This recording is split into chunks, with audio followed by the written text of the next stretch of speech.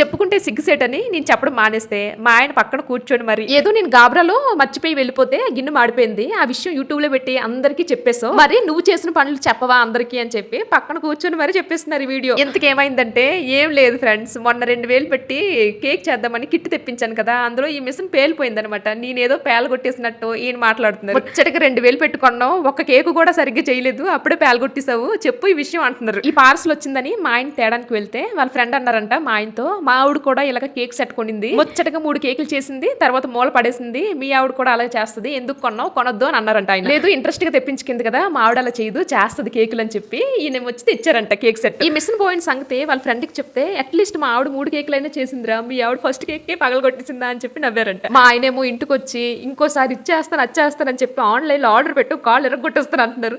నిజం చెప్పండి ఫ్రెండ్స్, నాదేమైనా తప్పుందా? అది పేలిపోతే నన్ను అంటారేంటి? ప్లీజ్ టాలెంట్ ని ఎంకరేజ్ చేయండి, తొక్కేయకండి.